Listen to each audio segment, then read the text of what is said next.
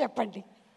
అందరికీ నమస్కారం అండి, మా మీడియా ఫ్రెండ్స్కి, గెస్ట్లకి. ఎందుకంటే పేరు పేరున చెప్దాం అనుకుంటే అక్కడ ప్రవీణ్ క్లాప్స్ కొడుతున్నాడు, లెంత్ ఎక్కువైంది ఆపే అని చెప్పి ఇందాక నుంచి పేరున చెప్పడానికి లేదు, మనకి 4-5 వరుసలు ఉన్నారు. అదే మొదలు పెడితే ప్రవీణ్ క్లాప్ స్టార్ట్ చేస్తాడు, అంటే ఎక్కువైంది కట్ చేసేయని చెప్పి. సో నరేష్ గారు మళ్ళీ గాలి సీన్ తర్వాత బచ్చల మళ్ళీ అది ఎంత హిట్ అయిందో ఇది అంత హిట్ అవ్వాలి మనస్ఫూర్తిగా కోరుకుంటున్నాను. అరే మధ్యలో నాంది కూడా ఉందిరా. నీ గురించి మాట్లాడలేదు, నేను నరేష్ గారి గురించి చెప్తున్నాను. నేను ఇంకా మా సుబ్బు గురించి చెప్పాలి.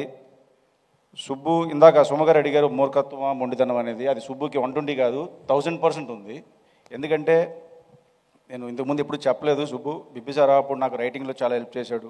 సడన్గా వచ్చి అన్న ఇదే పని చేస్తా, ఇది అవుతుంది, ఇది వర్కౌట్ అవుతుంది అని చెప్పి అంత మొండిగా చెప్పేవాడు. సో ఆ మొండితనం ఈ స్క్రిప్ట్లో యాస్టీజ్గా చూపించామనుకుంటున్నాను, అండ్ స్క్రీన్ మీద తెలుస్తుంది. అండ్ ఈ సినిమా చాలా పెద్ద బ్లాక్ బస్టర్ అవ్వాలని కోరుకుంటున్నాను. అలాగే మా రాజేష్ డిసెంబర్ 20 నుంచి రాజేష్ దండయాత్ర స్టార్ట్ చేస్తాడు. Congrats darling and thank you, all the best. ఎవరైనా మర్చిపోయి ఉంటే సారీ అండ్ థ్యాంక్ యూ.